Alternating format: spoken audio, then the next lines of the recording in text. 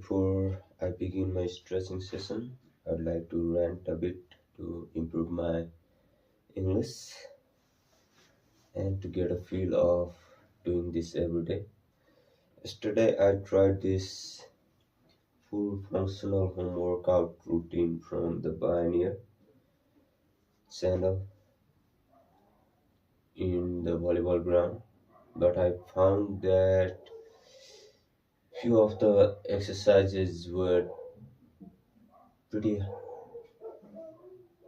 skill based and very challenging for me. I still have some soreness in my chest, upper chest area, upper torso to be specific. This whole region.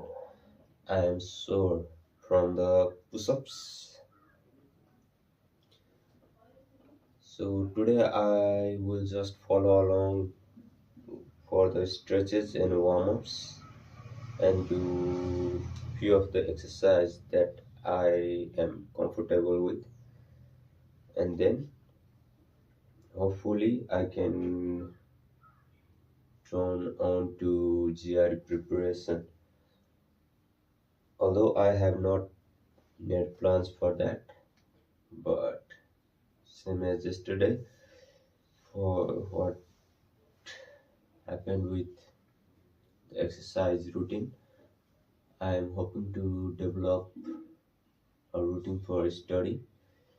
And today I have started this because there has been a confirmation that one of my brother Rosen will come and join me with the studies. He will be preparing for IELTS exam. Hopefully I can teach him few tricks and make him understand wherever he gets any problem. And I could work on my vocabulary as well for GI preparation. And for further information on studies and routines, I'll make it on my separate channel. So let's just begin my routine. I don't know if I should wear the earpiece to get copyright infringement, to avoid copyright infringement, but let's see if this will do anything. First of all, let's wear the glasses, clock, stopwatch to monitor the progress.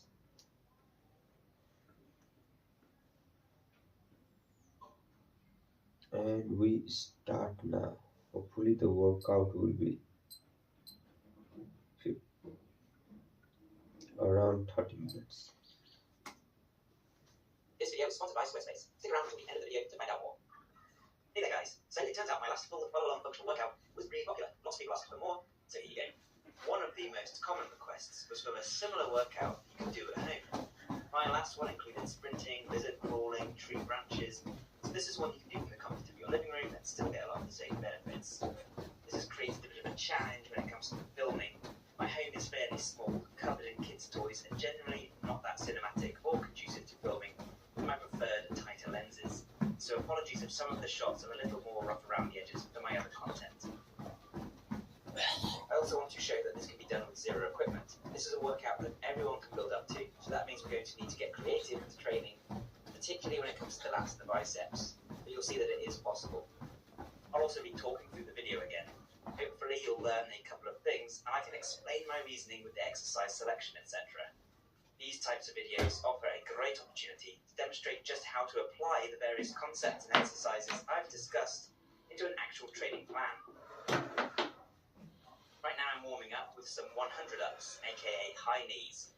I made a whole video on these. I'm going to do 2 sets of 1 minute each. The first one I'm starting fairly gentle.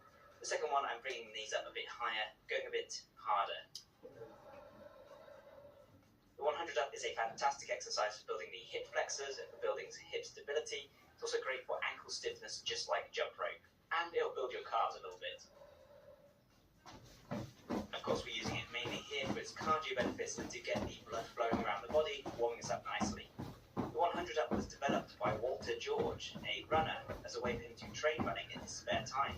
Apparently this technique allowed him to become one of the most decorated runners of his time. It's a great alternative to something like jump rope, because you can do it in a small space with no worries about smashing everything off of your TV stand. Just do go easy on your ankles as you get a bit faster. This is a warm-up, and the main job is to get blood flowing to the joints and around your body. So don't hammer your toes into the ground and end up hurting your ankles. I do this a lot, but if you don't, you can start much slower, or even do a kind of power walk on the spot, which is known as the 100 up minor. I'm resting for just 30 seconds between rounds.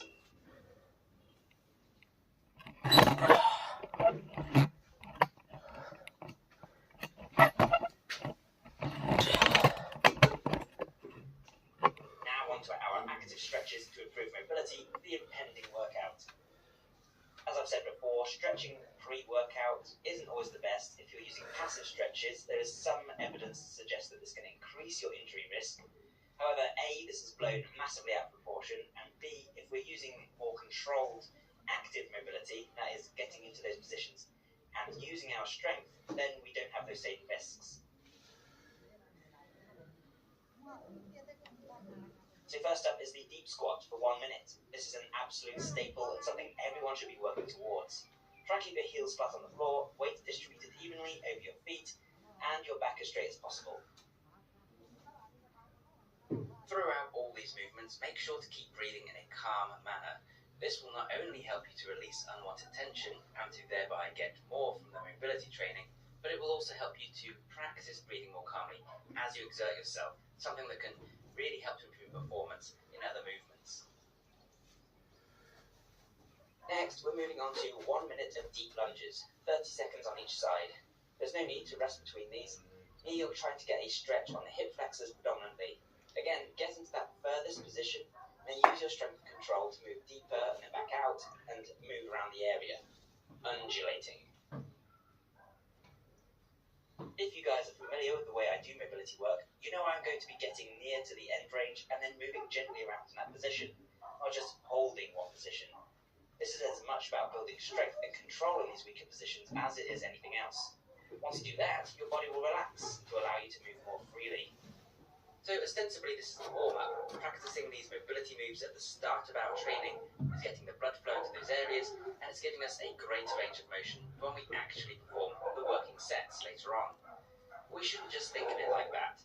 This is part of the workout. This isn't spinning our wheels. It's helping us to move better, reducing pain and stiffness, working on our proprioception, ultimately making us stronger, especially at those end ranges. Working out doesn't just mean building muscle. It's only part of the story. Next we're doing 1 minute of Cossack squats, 30 seconds for each side.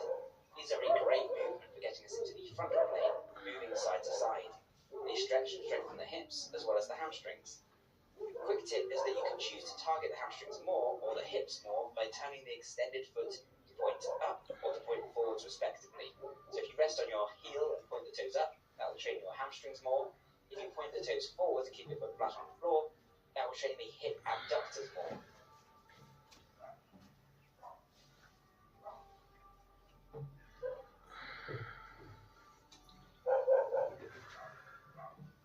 You can also choose to focus more on that leg or to put your back heel down flat on the floor, training your ankle mobility a little bit there as well.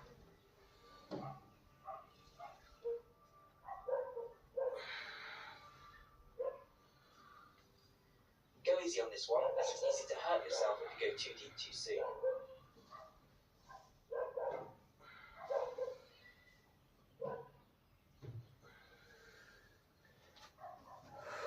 Our next mobility move is the crab reach, 30 seconds on each side. Get into crab position so that your hands are stacked under your shoulders and feet under your knees. Then raise your front to the heavens and try and create as flat a torso as possible. Then take one hand and reach across and behind you, over your head. Follow your hand with your eyes as you do. This actually makes a big difference.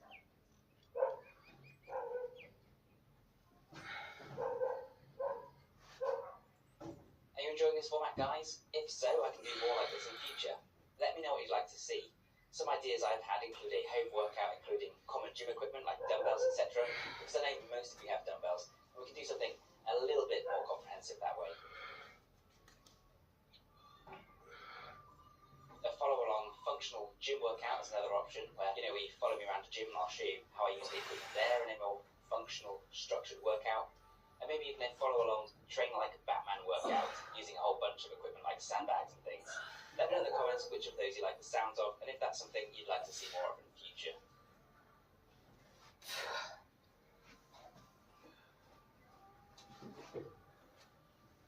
I made a whole video on crabs if you want more info. This is a great way to develop some core stability while also building shoulder mobility and thoracic spine mobility. It's also our first movement in the rotational plane. We're not even finished with the warm-up yet, and we've already covered all 3 planes. Not bad.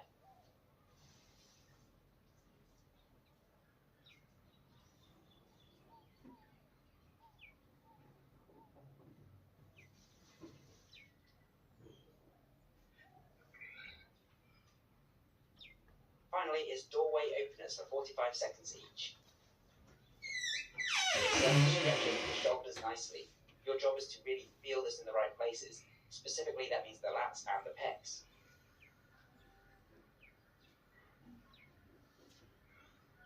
Your job then is to find a position where you really feel that stretch and then try moving around that area.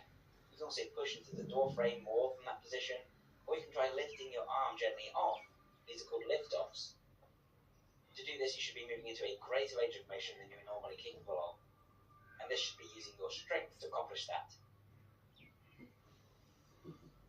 These shoulder openers have been working really well for me, helping me to get a much straighter handstand, for example. For the longest time, I wasn't getting much benefit from my shoulder mobility work, but by really focusing on which antagonists I'm meant to be targeting, I've seen a rapid improvement.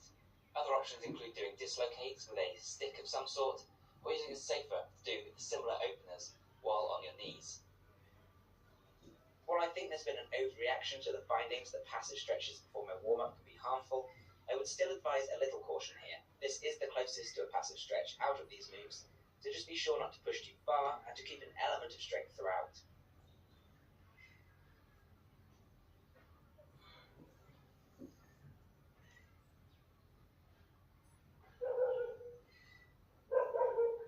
Now next up are some activation exercises. These are exercises that teach you the right movement patterns and get you correctly to the following workout. We're starting with the one-legged body weight in the morning, 8 repetitions on each side for just 1 set. The idea is to hinge at the hips on one leg while reaching forwards with the same hand. You're also going to straighten the spare leg out behind you. You could argue this is more of a straight-legged deadlift, or maybe call it an anterior reach, which is probably the better and more accurate term. But either way, the aim is to get you hinging at the hips properly, which is important because we don't have any other hip hinges in this workout, and to help you keep your hips stable. Focus on keeping the back foot pointing downwards towards the ground as you raise it up. You'll be surprised at how this drifts for most people. I clearly have some hip issues to work through, and it's an ongoing process for me. Look at that back foot. It's appalling. Disgusting. Ugh. This is functional training, digging into the movement issues and setbacks that hold back your performance and dealing with them. And often fixing one issue can uncover several more. You can find that a tightness in your hip, for example, is expressed in your back, in your gait, causing knee pain or back pain. It's an ongoing, never-ending process. Isn't that fun? This will compound the benefits of the 100 ups as well to really improve your gait. It also gives us a little glute and hamstring training, although not a lot. It is very good for hamstring mobility though.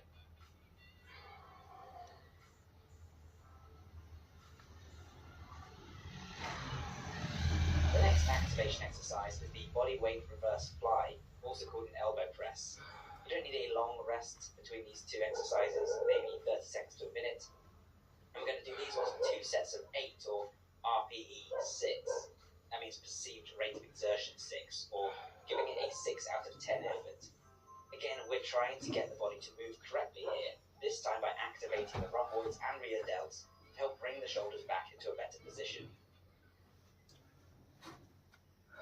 For the activation sequencing, I would like to modify the exercise or change the exercise to somewhat of a body row that I have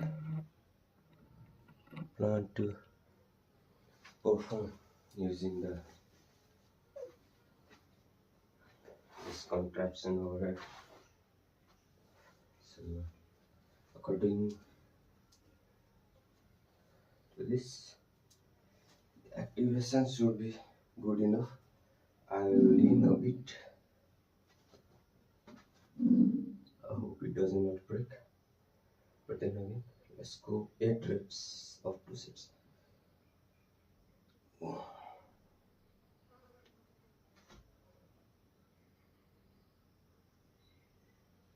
2,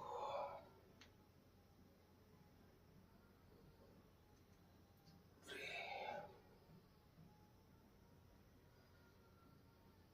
4,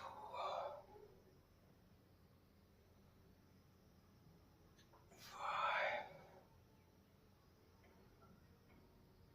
6, 7, 8. 15 minutes, 15-second rest.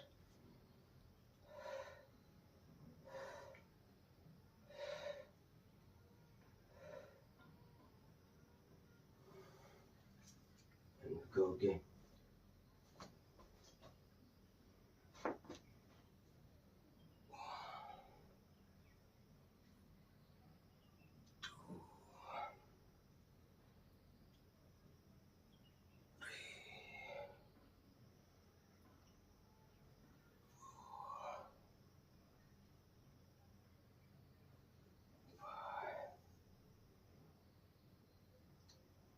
6, 7, 8. We've got a lot of horizontal pushing in this workout, and we don't have a pull-up bar, so we need to do something for that horizontal pull. Lie flat on the ground and then bring the elbows back to drive the torso upwards. Focus on the shoulders, bringing the scapula back and pinching them together as you push yourself up. What's important here is to recognize that different exercises in this workout have different functions. This is one thing that sets functional training apart.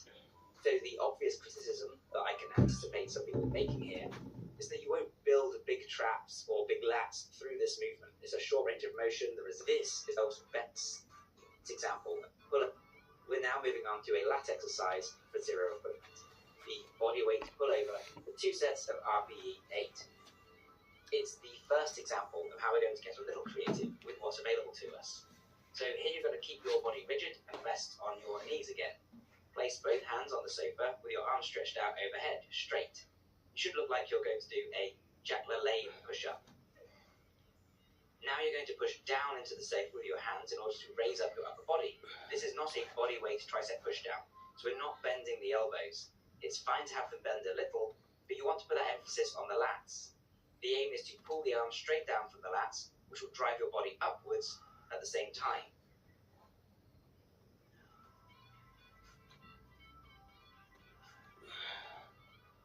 It's a slightly awkward one, and the range of motion isn't great, but it will certainly do better than nothing. And again, it comes down to your own ability to feel the exercise working the target muscles and to utilize that mind-muscle connection. So the responsibility here is on you to feel as though you're training the lats. Lats have certainly been targeted. Yesterday I also felt it, but since we have a door here where I can hold, let's do like 6 to 8 reps of doorway pull-ups.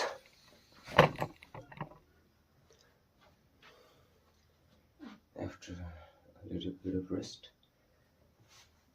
since we are targeted in lats, on a home workout. Let's use everything that I have got in my room, including the door itself.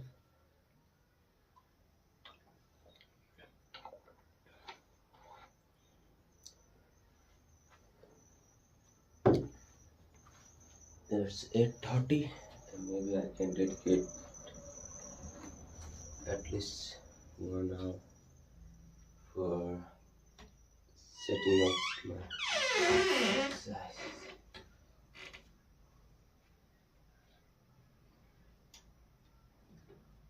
Let's go.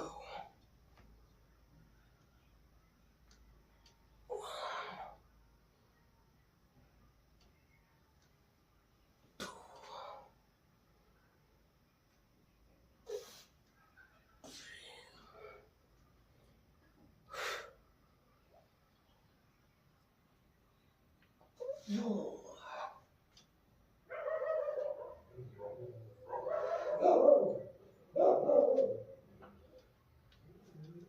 5. Oh, it's very hard. Very hard.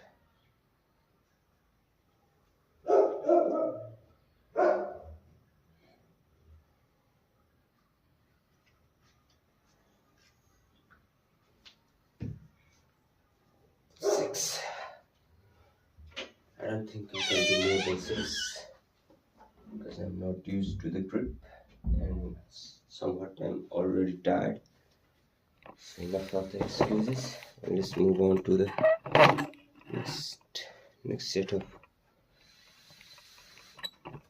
exercise. I think that will be push-ups, and I think I'll have to make work with that much upper body movements.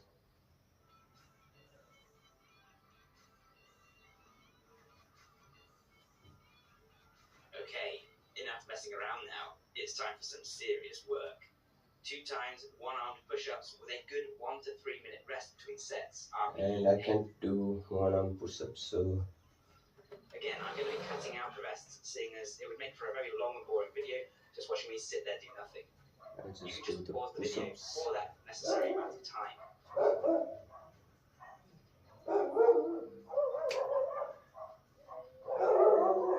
For me, RPE 8 is going to mean 2 sets of 6.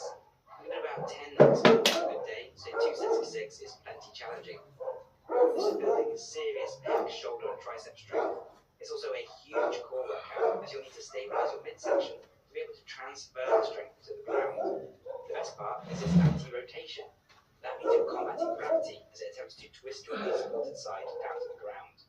We're building more strength in the rotational plane then, and this is some of the most functional strength there is. Whether you're running, pushing, pulling, throwing or punching, it's also something that many of us overlook in our daily training. To do the perfect one-armed push-up, you're going to spread your legs but not too wide, which makes it easier. The closer together you keep them, the better, but it's really hard to push to keep them directly next to each other. Now place your hand in the middle. Lower yourself with control and then push yourself back up once your nose touches or nearly touches the floor. Push all the way through so that you're extending your arm and protracting your scapula at the top. You might even hear your back crack, which is a great feeling. If you can't do a one-armed push-up, you can do regular push-ups. Better yet, place one hand on a raised object and then move more of your weight to the other hand. You can this way assist yourself and get a nice deep stretch for the pecs, which is a great stimulus. Now if you thought that was enough for your pecs and shoulders, you've got another thing coming. Now we're heading over to the stairs to do a variation of the pike push-up that I think I cannot do back push-up, but I'll try one set. I still have another set of this, some sort of arch push-ups.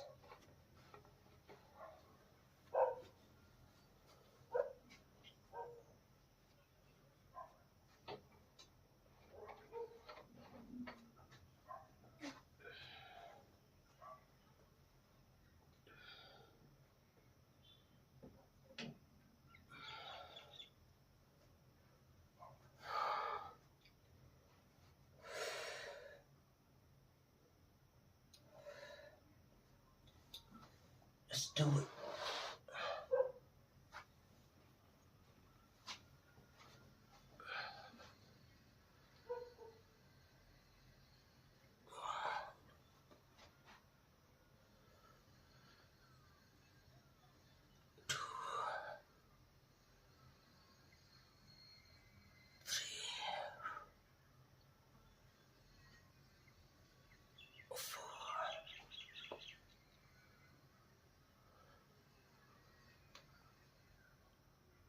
Five. I think 5 is good enough.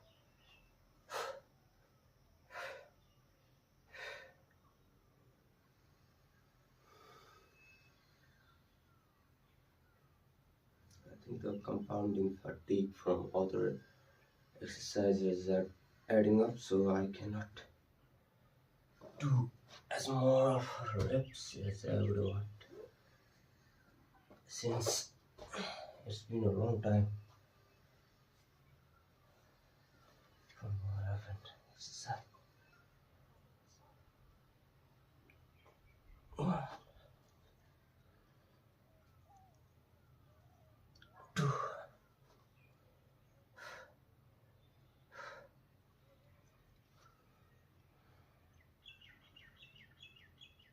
3, 4,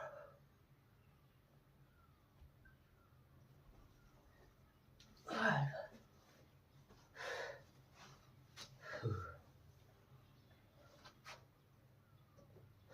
Next, 1 minute rest, and then I'll attempt. Should I even attempt 9 push-ups? I don't think so. So let's directly go Are you to invented? Tell me if you've seen this anywhere before. leg workout, and then we can call it a day. 2 sets of RPE 8, and we're going to have a rest here for about 1 minute to 2 minutes. Anyway, the idea, as you can see, is to perform a pike push-up, but using the stairs to get yourself into position, so your feet are on higher steps than your hands. It's going to be a little bit more diagonal than your usual pike push-up this way. Where it really comes into its own is in the way it allows you to go into a really deep deficit. You can lower yourself well past the floor, then push yourself back up. So you're going to go down diagonally, your chin's going to go past your hands, and then keep going deeper, and then you're going to push yourself up from there. I think it goes without saying that you should do this so that your hands are on the bottom step. The only reason I'm not doing that Feel is that the I chest can't get a good activation camera from angle the that way. staggered Be push-ups. sensible and stop before you're at risk of dropping off, injuring yourself. This should be a nice controlled movement, nice and slow. Watching this back, Let's I can see see if I that I'm can a little do uneven. regular pike push-up.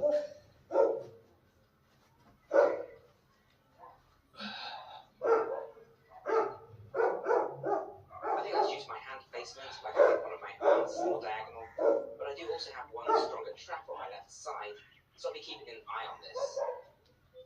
Anyways, you do this, but do it better, please. Somewhat, but I don't think it will If the movement is target too hard, or you don't have stairs, then of course you can use a sofa the to do desired regular pike muscles. push-ups. Or you can do the easier I'll pike just push-up variation on the ground. skip it. Now we're moving straight on over to another challenging pushing movement, these being pseudo planche push-ups. For another 2 times Pseudo PRE8, planche the longer push-ups 2 to 3 minute rest this time. are However, it takes for for you to be fully targeting the recovered so that you biceps. can complete the same number on the So I'll second just set. call the To perform a 5 kg weight pseudo planche push-up, you're going to get into push-up 8 position reps. with your hands lower down your body and palms twisted so your fingers point either outwards or back behind you, keeping your upper body pushed forwards over your shoulders. Push up at the top of the movement and make sure to lock the elbows all the way out. A good cue here is to drill your palms into the ground by turning them further outwards until the pit of your elbow opens out completely. This is actually a movement used in calisthenics to build straight arm strength. The aim is to strengthen the elbows and the scapula, building up to the planche. I'm not that great at this move, so I'm not leaning all that much. Furthermore, we've just done a whole bunch for the shoulders, so why are we doing it? Why is it here in the program? Well, one reason is that it can actually build big biceps and resilient elbows.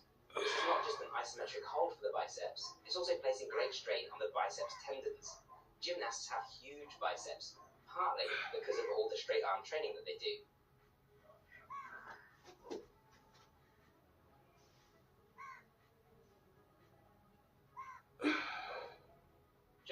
very careful with this one again.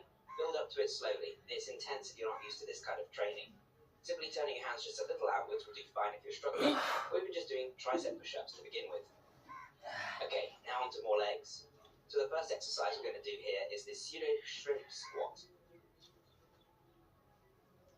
I mean, that's not an official title, but I don't know what else to call it. It's effectively between a shrimp squat and a kickstand squat.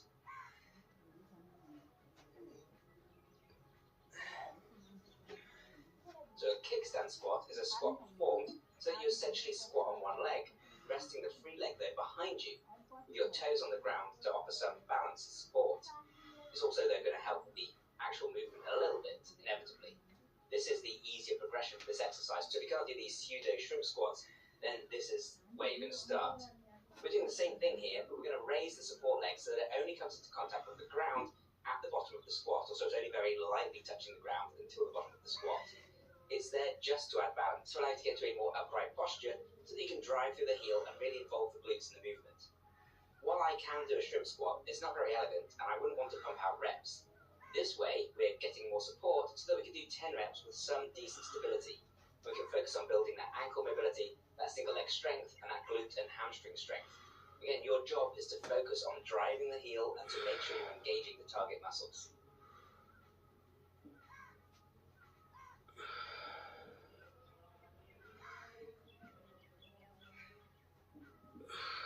You can also do elevated pistol squats on your stairs with your heel on a book, but I wanted to show some variety. We did pistol squats last time.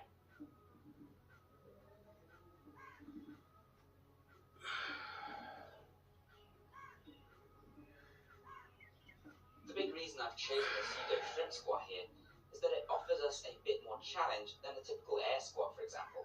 Air squats are great, but they don't do enough to really build power or strength. Jump squats are better, but even those are limited when it comes to hypertrophy. They're great for building explosiveness, but there isn't much mechanical tension, muscle damage, or cross-bridging to allow for growth. With that said, you can get a bit of a pump this way, especially if you then drop sets to regular air squats. Taking your weight on one leg, though, is a good way to do some real work. And on top of that, it's also going to build that symmetry between your legs and help you do better balance on one leg. These points are important for performance for obvious reasons. While perfect symmetry between legs is off the table, that's just not something that exists for anyone, we do want to close that gap as much as possible. If you're outputting slightly less force from one leg when running, this compounds over a long distance.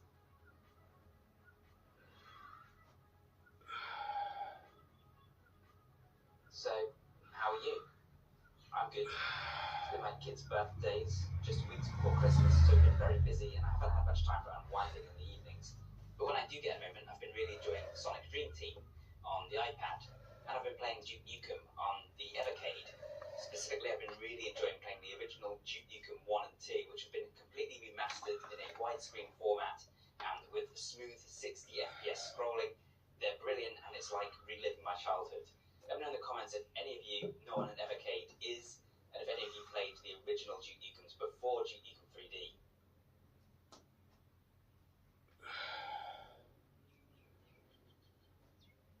Next up for the legs are sissy squats. I didn't come up with the name. This targets the quads in a big way, as well as strengthening the knees. That said, they're also very tough on the knees, so don't do these if you have existing issues. Instead, find an easier regression. Likewise, if you lack the strength for now, then find an easier regression.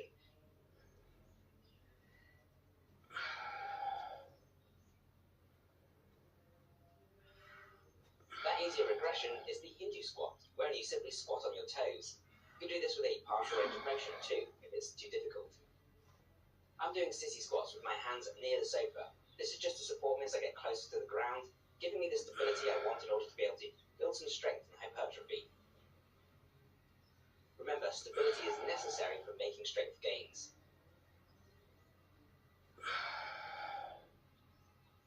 I said if you're more interested in the balance gains, you can try and ignore the support as much as possible. It becomes quite a cool party trick once you can do it without. Focus on driving your knees forwards towards the ground.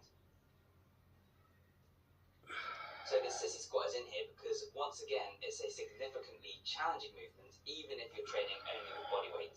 It isolates the quads really nicely. It also is great to have a knees over toes movement like this in here. We all seen what they can do thanks to Ben Patrick. So if you could build up to sissy squats, they're going to give you both aesthetics and a better running speed and jump height. Perfect for functional training. I would have loved to have included Nordic curls as well, but it's pretty hard to do that in most times, as you need something just the right height to pin your legs under.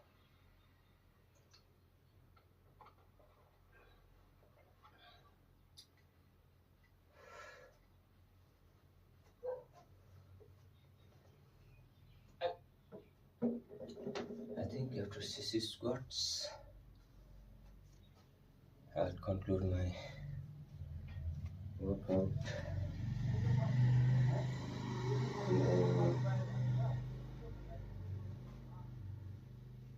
Do a bit of starting.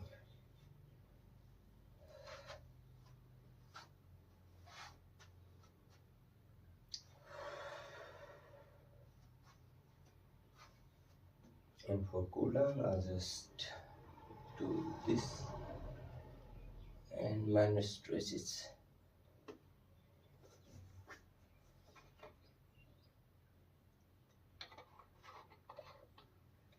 Let's do 2 sets of 6 reps sissy squats. However faithfully I can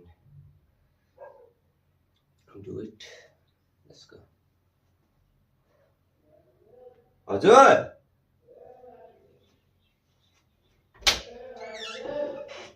Ajay!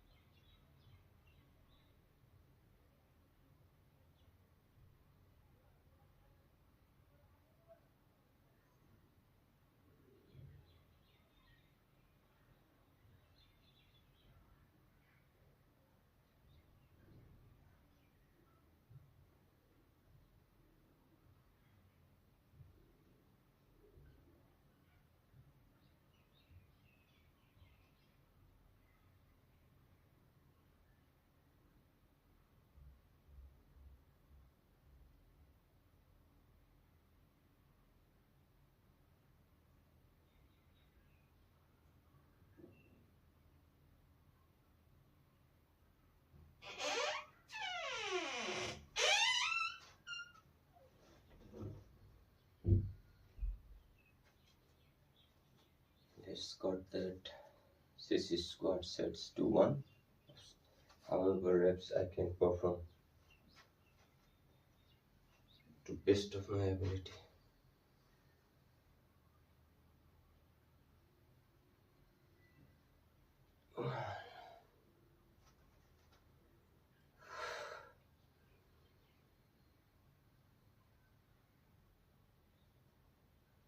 Two,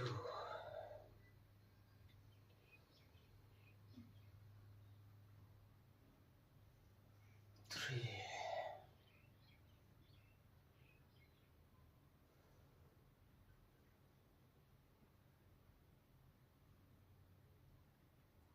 4,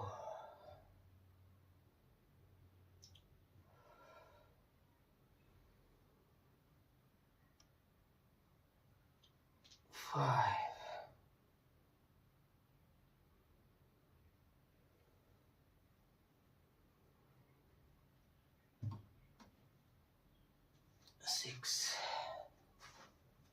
take a bit of rest.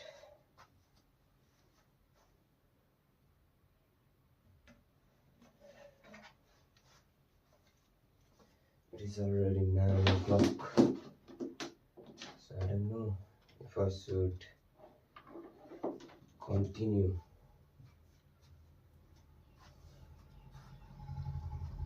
My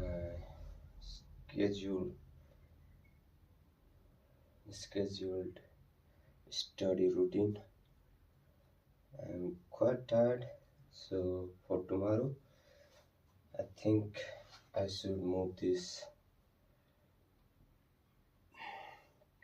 exercise routine closer to 7 o'clock or 6:30. Now that I have fully grasped that if I follow strict methods, it will take me about an hour, 45 minutes minimum to do this workout routine. And for the most part, it is doable, but I'm getting a bit of soreness in my body because I have not been actively doing exercises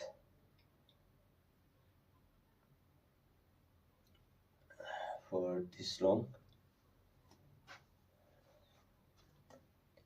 It's been like almost 4 years since I have adhered to a workout routine, so that makes sense.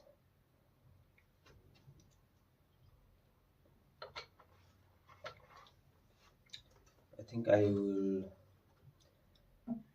do quick sessions.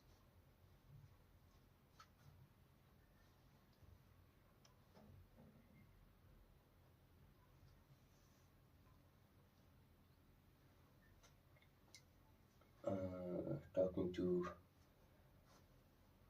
myself about the upcoming routine for tomorrow onwards, and what I'll do today after the workout is concluded. So let's not hurry to in the stream, even though I really want to. Let's pump out 6 sets of sissy squats.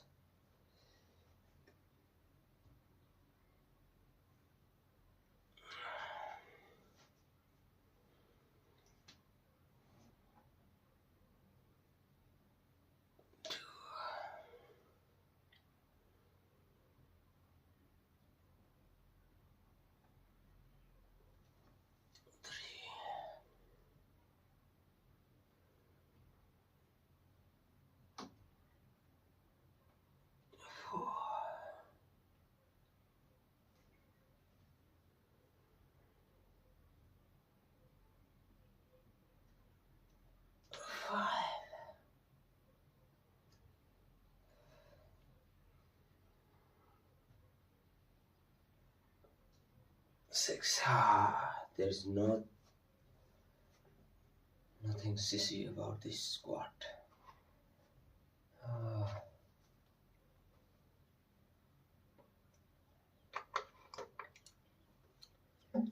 For the stretches.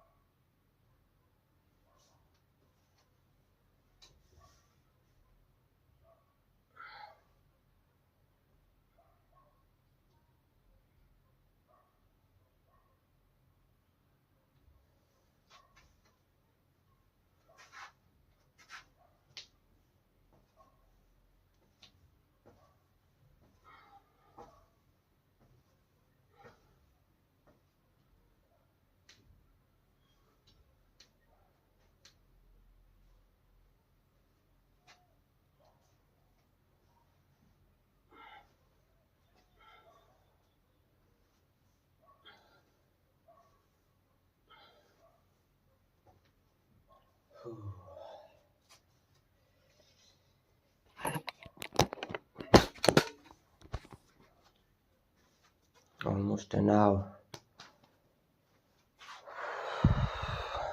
Let's scroll down the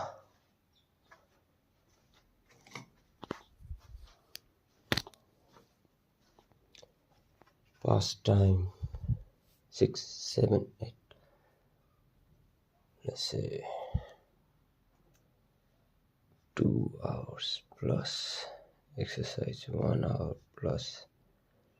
Not done. Right now, not done. I've seen this 3 hours before, after my work, after me waking up with this stream. And for afternoon, after the lunch is done, I think I'll take, maybe I can do a study stream after but the metabolism will be getting high and I'll want to take rest. So I think for today only one workout stream in the morning, and at around 3 o'clock I'll do vocabulary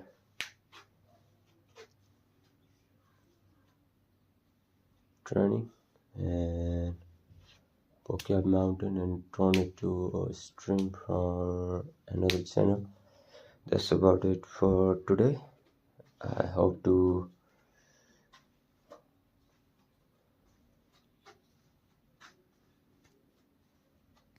correct my schedule from tomorrow onwards, and until then, see ya.